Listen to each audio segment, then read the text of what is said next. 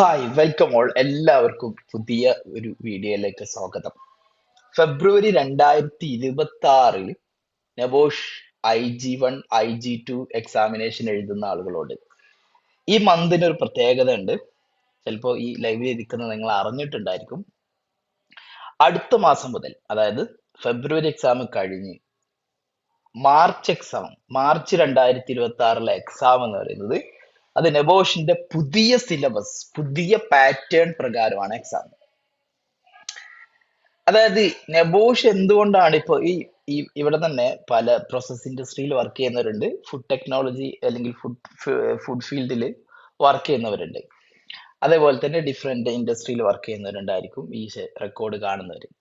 അപ്പൊ നിങ്ങൾക്ക് അറിയും, എല്ലാ ഫീൽഡിലും അല്ലെങ്കിൽ ഒരുവിധം ഫീൽഡിലൊക്കെ ഗൾഫ് കൺട്രീസിൽ ഇപ്പോ നെബോഷ് ജനറൽ സർട്ടിഫിക്കറ്റ് ഒരു മിനിമം റിക്വയർമെന്റ് ആയിട്ട് കമ്പനീസ് ചോദിക്കും. എന്തുകൊണ്ടാണ് നെബോഷ് IGC ചോദിക്കുന്നത് അല്ലെങ്കിൽ നെബോഷ് ജനറൽ സർട്ടിഫിക്കറ്റ് ചോദിക്കുന്നതെന്ന് വെച്ചാൽ, നെബോഷ് ഇൻഡസ്ട്രിക്ക് എന്താണോ ആവശ്യം, ആ ആവശ്യമായിട്ടുള്ള കാര്യം ഒരു ലേണറെ പഠിപ്പിച്ച് അയാൾ സർട്ടിഫൈഡ് ആക്കി മാറ്റുന്നു എന്നുള്ളതാണ്. നമുക്ക് ഇപ്പോ നമ്മുടെ നാട്ടിലൊക്കെ ഒരുപാട് യൂണിവേഴ്സിറ്റീസുകൾ ഉണ്ട്, അല്ലെങ്കിൽ നമ്മുടെ നാട്ടിലൊക്കെ ഒരുപാട് എക്സാം ബോർഡ്സുകൾ ഉണ്ട്. അതിൽ നിന്നൊക്കെ നെബോഷ് വ്യത്യസ്തമാകുന്നത് അവർ കാലത്തിനനുസരിച്ച് മാറും എന്നുള്ളതാണ്. ഇപ്പൊ ഞാന് എൻ്റെ യൂണിവേഴ്സിറ്റി പഠിച്ചപ്പോൾ സാധാരണ പറയുന്നതാണ്, ഞാൻ ജനിക്കുന്നതിന് മുമ്പ് ഉണ്ടാക്കിയ സിലബസ് ആണ് ഞാൻ പഠിക്കുന്നത്. അതിൽ പല കാര്യങ്ങളും ഔട്ട്ഡേറ്റഡ് ആണ്. അത് എൻ്റെ ജീവിതത്തിൽ അല്ലെങ്കിൽ എൻ്റെ പ്രൊഫഷനിൽ എവിടെയും എനിക്ക് ആവശ്യം ഉണ്ടാവാറില്ല. ബട്ട് അത് എവിടുന്നാണ് ഡിറൈവ് ചെയ്ത് വന്നത് എന്ന് അറിയുന്നത്, ആ ഒറിജിൻ എവിടുന്നാന്ന് മനസ്സിലാക്കാൻ വേണ്ടിയിട്ടാണ് എന്നൊക്കെ പറഞ്ഞിട്ട് നമ്മൾ പഠിക്കും. പക്ഷെ ഇൻഡസ്ട്രിക്ക് വേണ്ട ഒരു സാധനം അവിടെ നമ്മൾ പലപ്പോഴും പഠിക്കില്ല. അതുകൊണ്ട് തന്നെ ആ ഇൻഡസ്ട്രി ഗ്യാപ്പ് ഉണ്ടായിരിക്കും. നമ്മളൊരു കോളേജ് കഴിഞ്ഞ് അല്ലെങ്കിൽ ഗ്രാജുവേഷൻ കഴിഞ്ഞാലും ഇൻഡസ്ട്രിയിലേക്ക് എത്താൻ ആ ഗ്യാപ്പ് ഫില്ല് ചെയ്യാൻ വേറെ എന്തെങ്കിലും കോഴ്സ് നമ്മൾ ചെയ്യേണ്ടി വരും. പക്ഷെ നെബോഷിന്റെ കേസ് പറയുകയാണെങ്കിൽ, നെബോഷ് ഈ ഇൻഡസ്ട്രിയിലെ ഡിമാൻഡ് എന്താണ്, പ്രൊഫഷണലുകൾ എന്താണ് എക്സ്പെക്ട് ചെയ്യുന്നത് അവരുടെ ജൂനിയർ കാൻഡിഡേറ്റ്സ് അല്ലെങ്കിൽ ജൂനിയർ ഓഫീസേഴ്സിന്റെ അടുത്ത് നിന്ന്, ഇതൊക്കെ നിരന്തരം റിവ്യൂ ചെയ്ത് അവരുടെ സിലബസും അവരുടെ പോളിസീസും അവരുടെ എക്സാം പാറ്റേണും ഒക്കെ അപ്ഡേറ്റ് ചെയ്തുകൊണ്ടിരിക്കും. 2012 പുതിയൊരു സിലബസ്, പുതിയൊരു പാറ്റേൺ കൊണ്ടുവന്നു. അത് അപ്ഡേറ്റ് ആയി 2018 പുതിയ ഒരു അപ്രോച്ച് കൊണ്ടുവന്നു. അതിനുശേഷം കൊറോണ വന്നു. 2020 ഓഗസ്റ്റ് മുതൽ സിലബസ് 2018 തന്നെയാണ്, ബട്ട് അതിന്റെ exam IG1 pattern open book examination ആക്കി 2020 ഓഗസ്റ്റ് മുതൽ. പിന്നെ ഇപ്പോഴാണ് അടുത്ത ചേഞ്ച് വരുന്നത്, 2018 ശേഷം സിലബസിലുള്ള ചേഞ്ച് വരുന്നത്. അത് 2026 ഫെബ്രുവരിയിലാണ് പുതിയ ബാച്ച് തുടങ്ങുന്നത്. അതിന്റെ പുതിയ എക്സാം സ്റ്റാർട്ട് ചെയ്യുന്നത് 2026 മാർച്ചിലാണ്. ഇനി ഈ പുതിയ എക്സാം പാറ്റേൺ തുടങ്ങുന്ന സമയത്ത് നിലവിൽ ഓൾറെഡി രജിസ്റ്റർ ചെയ്ത കാൻഡിഡേറ്റ്സുകൾ എന്തൊക്കെ കാര്യങ്ങളാണ് ശ്രദ്ധിക്കേണ്ടത്, ഞാൻ അതാണ് ഈ ക്ലാസ്സിൽ ഈ വീഡിയോയിൽ പറയാൻ ഉദ്ദേശിക്കുന്നത്. പ്രധാനമായിട്ടും വളരെ സിമ്പിൾ ആയിട്ട് പറയാം. നിങ്ങളെ എനിക്ക് ആളുകളായിട്ട് പറയേണ്ടി വരും. ഒന്നുകിൽ നിങ്ങൾ ഓൾറെഡി നെബോഷിൽ എൻറോൾ ചെയ്തിട്ടുള്ള ആളുകൾ, രണ്ട് നിങ്ങൾ ഇനി എൻറോൾ ചെയ്യാൻ ഉദ്ദേശിക്കുന്ന ആളുകൾ. ഇതുവരെ നെബോഷ് എക്സാം എൻറോൾ ചെയ്യാത്ത ആളുകളാണെങ്കിൽ ഇനി നിങ്ങൾ എൻറോൾ ചെയ്യുന്നത് പുതിയ സിലബസിലേക്കായിരിക്കും. 2026 സ്പെസിഫിക്കേഷനിലായിരിക്കും നിങ്ങൾ പുതിയ എൻറോൾമെന്റ് ഉണ്ടായിരിക്കുക. നിങ്ങൾ പുതിയ സിലബസിലെ കാൻഡിഡേറ്റ്സ് ആയിരിക്കും. പുതിയ സിലബസിന്റെ എല്ലാ കാര്യങ്ങളും നിങ്ങൾക്ക് ബാധകമാവും നിങ്ങൾ ഇതുവരെ എൻറോൾ ചെയ്തിട്ടില്ലെങ്കിൽ. ഇനി നിങ്ങൾ ഓൾറെഡി എക്സാം എൻറോൾ ചെയ്ത ആളുകളാണെങ്കിൽ നിങ്ങൾ IG1 ഫെയിൽ ആയവരാകാം, IG2 ഫെയിൽ ആയവരാകാം, രണ്ടും ഫെയിൽ ആയവരാകാം. എന്താണെങ്കിലും നിങ്ങൾ ഓഗസ്റ്റ് 2026 മുമ്പ്, ഇതൊരു ട്രാൻസിഷൻ പീരീഡ് ആണ്, നിങ്ങൾ ഇത് ക്ലിയർ ചെയ്തിരിക്കണം, നിങ്ങളുടെ പഴയ സിലബസിലുള്ള IG1 ഓർ IG2. അല്ലെങ്കിൽ അത് ഓട്ടോമാറ്റിക്കലി നിങ്ങൾ പുതിയ സിലബസിലേക്ക് മാറും. ഒന്നുകൂടി സിമ്പിൾ ആയിട്ട് പറഞ്ഞാൽ, ഈ ഫെബ്രുവരി എക്സാം നിങ്ങൾ എഴുതാൻ പോകുന്ന ആളുകളാണെങ്കിൽ ഫെബ്രുവരി എക്സാം തന്നെ പാസ്സായിട്ടുണ്ടെന്ന് ഉറപ്പാക്കുക. നിങ്ങൾ IG1ഉം IG2 പാസ്സായിട്ടുണ്ടെന്ന് ഉറപ്പാക്കുക, ഫെയിൽ ആകരുത്. ഇനി IG1 ഫെയിൽ ആയാലും നിങ്ങൾക്ക് വലിയ ചേഞ്ച് ഒന്നും ഉണ്ടാവില്ല. ബട്ട് നിങ്ങൾ IG2 ഫെയിൽ ആയി പോയാൽ IG2ൽ കുറേ ചേഞ്ചസുകൾ വരുന്നുണ്ട്. എന്തൊക്കെയാണ് മേജർ ചേഞ്ചസുകൾ എന്നുള്ള ഡീറ്റെയിൽ ആയിട്ട് ഞാൻ എന്തായാലും അടുത്ത ഒരു സമയത്ത് പറയാം. കാര്യം ആ കാര്യങ്ങളൊന്നും ഇതിൽ നിങ്ങൾക്ക് ബാധകമല്ല. ആ ചേഞ്ചസുകളൊന്നും നിങ്ങൾ 2026 ഓഗസ്റ്റിന് മുമ്പ് നിങ്ങൾ പാസ്സായിട്ടുണ്ടെങ്കിൽ. ഓക്കെ, ഇനി ഈ എക്സാം നിങ്ങൾ ഫെബ്രുവരി 2026 എഴുതാൻ സാർ ഒരു പോകുന്ന മിനിറ്റ്, ഡൗട്ട്. ചോദിച്ചോ. മാർച്ചിലാണ് ഞാൻ ഈ എക്സാം എഴുതാൻ പോകുന്നത്. അപ്പൊ ഞാൻ മൊത്തം ഇത് ഇനി പുതിയ സിലബസിലാവോ ഞാൻ എഴുതേണ്ടി വരിക? നിങ്ങൾ ഇതിനു മുമ്പ് എൻറോൾ ചെയ്തിട്ടില്ലേ? ഞാൻ IG2 ഫെയിൽ ആയതാണ്. ഇപ്പൊ ഓക്കെ, നേരത്തെ IG1 എഴുതിയിട്ടുണ്ട്. IG2 ഫെയിൽ ആയതാണ്. IG1 എഴുതിയിട്ടുണ്ട്. IG1 ഞാൻ പാസ്സായി, IG2 ഓക്കെ ഞാൻ ഫെയിൽ ആയി. ഓക്കെ, അപ്പൊ നിങ്ങൾ നേരത്തെ എൻറോൾ ചെയ്ത ആളാണ്. നിങ്ങൾ മാർച്ചിൽ എഴുതാൻ പോകുന്ന എക്സാമും നിങ്ങൾക്ക് സാധാരണ പഴയ പോലെ എക്സാം തന്നെ ആയിരിക്കും. സിലബസിലോ കാര്യത്തിലോ ഒന്നും ചേഞ്ച് ഉണ്ടാവില്ല. ഓക്കെ, കാരണം നിങ്ങൾ ഓൾറെഡി എക്സാം എൻറോൾ ചെയ്തിട്ടുള്ള ഇതിനു ആളാണ്. മുന്നേ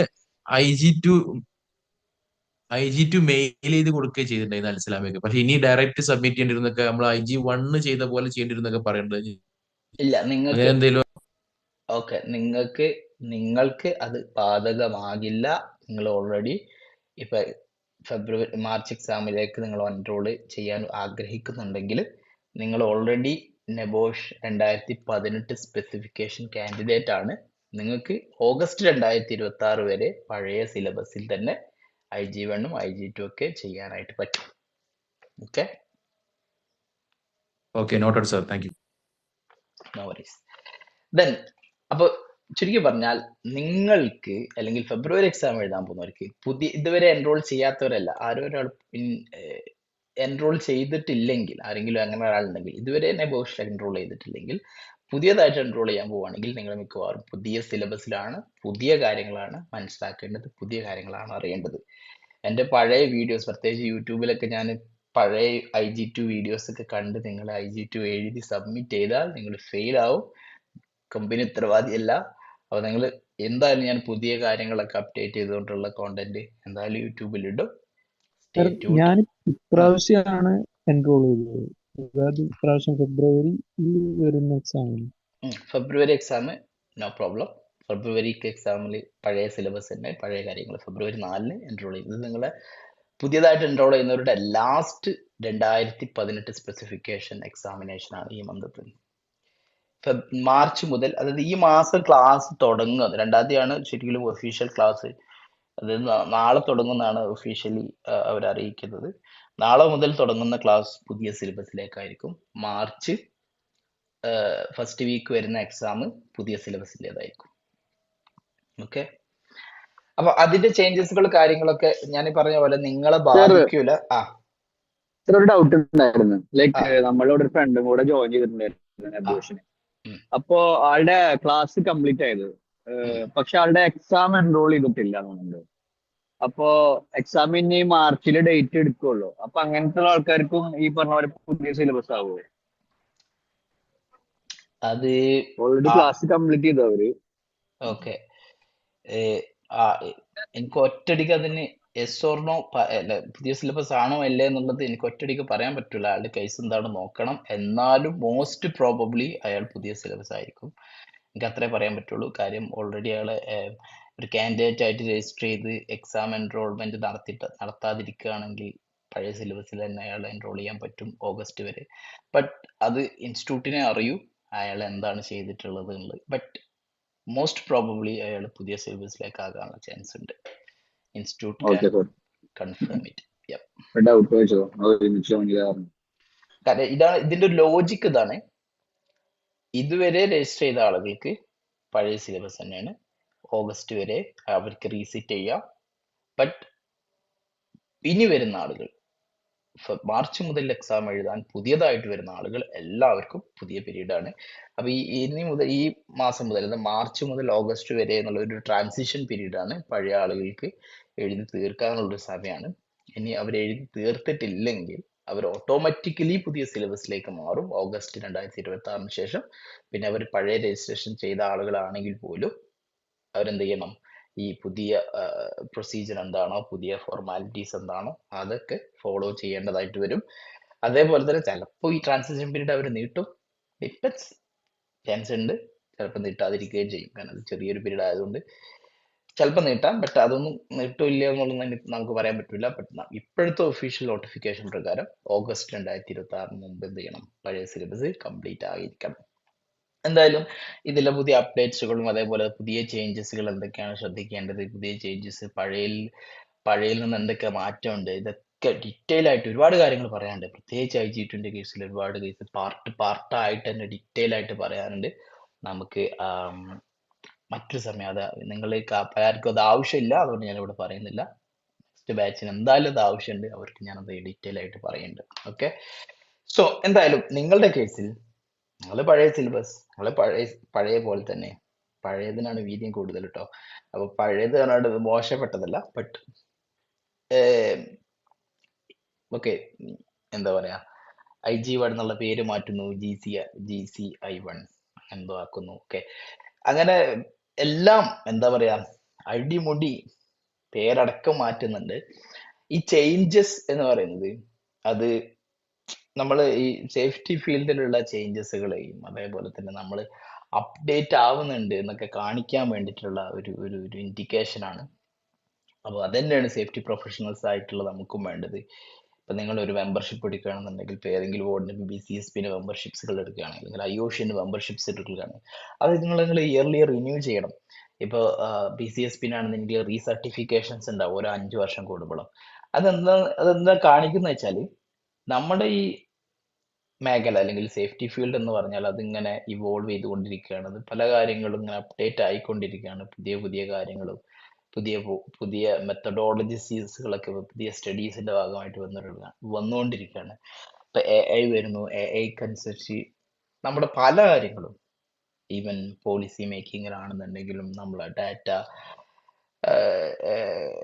കളക്ഷന്റെ കാര്യത്തിലാണെന്നുണ്ടെങ്കിലും, മോണിറ്ററിങ്ങിന്റെ കാര്യത്തിലാണെങ്കിലും, ഒരുപാട് കാര്യങ്ങളിൽ AI വരുന്നു. അതിനനുസരിച്ച് നമ്മുടെ എന്ത് മാറുന്നു, നമ്മുടെ അപ്രോച്ചസുകൾ മാറുന്നു. അതിനനുസരിച്ച് നമ്മൾ പഠിക്കുന്നതൊക്കെ മാറിക്കൊണ്ടിരിക്കണം.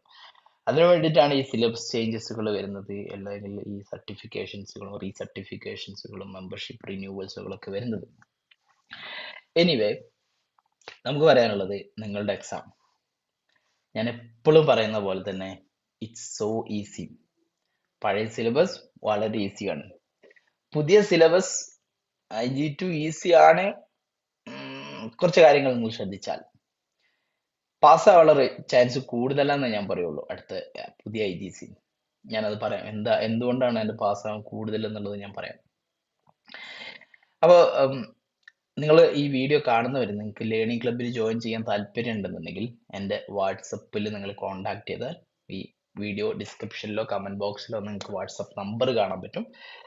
ഇതിൽ കോണ്ടാക്ട് ചെയ്താൽ നിങ്ങൾക്ക് എന്ത് ചെയ്യാൻ പറ്റും, ലേണിംഗ് ക്ലബ്ബിൽ ജോയിൻ ചെയ്യാം. ഇൻട്രസ്റ്റ് ഉണ്ടെങ്കിൽ ഡീറ്റെയിൽസ് നിങ്ങൾക്ക് അയച്ചു തരുന്നതായിരിക്കും.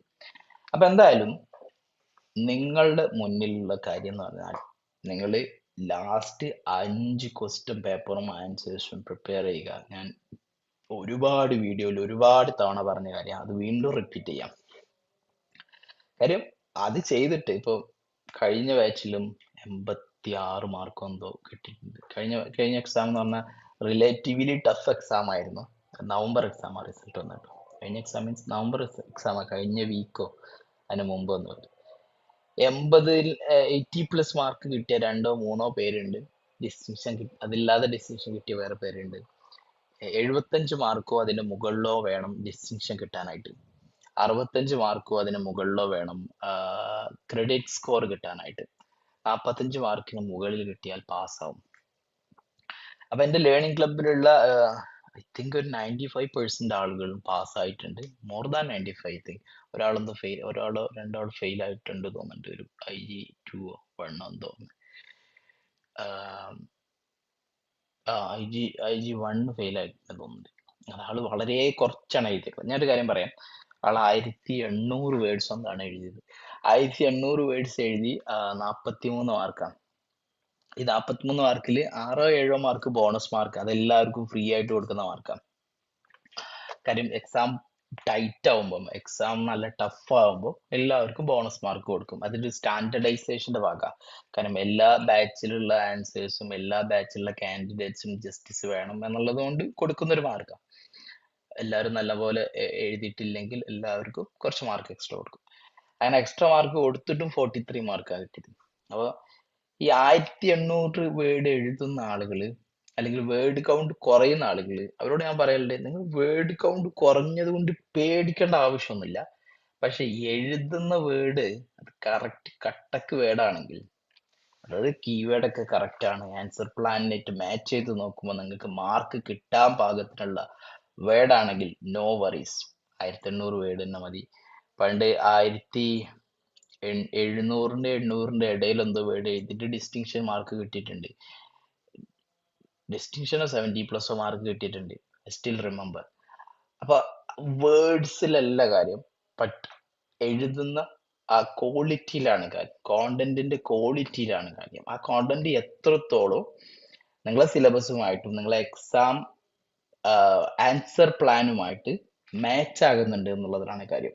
ആൻസർ പ്ലാൻ എന്താണ്, ആൻസർ പ്ലാൻ എങ്ങനെയാണ് അതിനൊരു അപ്രോച്ച് വേണ്ടത് എന്നുള്ളതൊക്കെ ഞാൻ പലതവണ പല വീഡിയോസിലായിട്ട് പറഞ്ഞിട്ടുണ്ട്. അതുകൊണ്ട് അത് ഇവിടെ വീണ്ടും എക്സ്പ്ലെയിൻ ചെയ്യുന്നില്ല. ഒറ്റ ഒരു കാര്യം കൂടി പറയാം, നിങ്ങൾക്ക് എങ്ങനെയാണ് 1 മാർക്ക് കിട്ടുന്നത് എന്ന് നോക്കിയിട്ട് വേണം നിങ്ങൾ ആൻസർ എഴുതാൻ. നിങ്ങൾക്ക് ഒരു മാർക്ക് കിട്ടൂല എന്നുള്ളത് നിങ്ങൾക്ക് ഉറപ്പാണെങ്കിൽ ആ കാര്യം നിങ്ങൾ ആൻസർ പേപ്പറിൽ എഴുതേണ്ട.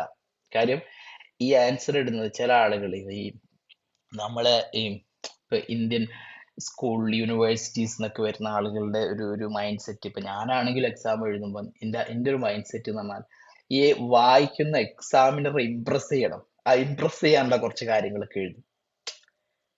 അതായത് നമുക്കറിയാം അത് ആൻസർ അല്ല എന്നുള്ളത്, പക്ഷെ ഓക്കെ, ഒരു ഇൻട്രൊഡക്ഷൻ കിട്ടാൻ, ഒരു പവർ സ്റ്റാർട്ട് കിട്ടാൻ വേണ്ടിയിട്ട് ഇംപ്രസ് ചെയ്യാൻ വേണ്ടി കുറച്ച് കാര്യങ്ങൾ എഴുതും.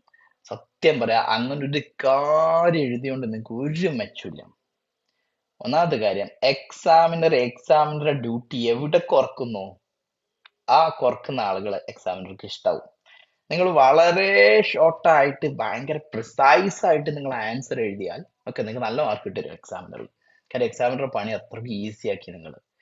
പക്ഷെ പ്രിസൈസ് ആക്കി എഴുതുമ്പോൾ നിങ്ങൾ ആ കറക്റ്റ് കീവേഡ് ആയിരിക്കണം, കറക്റ്റ് ആൻസർ ആയിരിക്കണം. അല്ലെങ്കിൽ നിങ്ങൾ കറക്റ്റ് എഴുതാതെ പോയാൽ മാർക്ക് പോകും. അപ്പോൾ എന്റെ റെക്കമെൻഡേഷൻ നിങ്ങൾ 3000 വേർഡ്സ് തന്നെ എഴുതണം എന്നുള്ളതാണ്. ബട്ട് ആ 3000 വേർഡ്സ് അല്ലെങ്കിൽ 3300 വേർഡ്സ് വരെ മാക്സിമം എഴുതുക. അത് പ്രിസൈസ് ആയിരിക്കണം, അല്ലാതെ വെറുതെ ഗ്യാസ് നിറക്കില്ല വേണ്ടത്. മാക്സിമം പോയിന്റ്സുകൾ എഴുതുക, മാക്സിമം പോയിന്റ്സുകൾ എഴുതുക. എങ്ങനെ മാക്സിമം പോയിന്റ്സ് എഴുതാൻ പറ്റും, അതിനാണ് എൻ്റെ ലേണിംഗ് ക്ലബിൽ അതിനുള്ള ഉത്തരം നിങ്ങൾക്ക് കിട്ടിയിരിക്കും. No doubt on that. Learning ക്ലബിൽ ജോയിൻ ചെയ്ത എല്ലാ ആളുകളും അവര് സാറ്റിസ്ഫൈഡ് ആണ് ഈ കോണ്ടന്റിൽ അവർക്ക് കൊടുക്കുന്ന സർവീസിൽ. അപ്പൊ അതുകൊണ്ട് ഞാൻ പറയുന്നത്, നിങ്ങൾ എഴുതുന്ന ആൻസർ എല്ലാം കറക്റ്റ് ആൻസർ ആണെങ്കിൽ, നിങ്ങൾ എഴുതുന്നത് 1800 വേർഡ് ആണെങ്കിലും 2000 വേർഡ് ആണെങ്കിലും 2500 വേർഡ് ആണെങ്കിലും 3000 വേർഡ് ആണെങ്കിലും നിങ്ങൾക്ക് പാസ്സാക്കാൻ പറ്റും, ക്രെഡിറ്റ് സ്കോർ വെട്ടാൻ പറ്റും, ഡിസ്റ്റിങ്ഷൻ വാങ്ങാനായിട്ട് പറ്റും. ഇനി IG1 കേസിൽ ഞാൻ പറഞ്ഞു, നിങ്ങൾ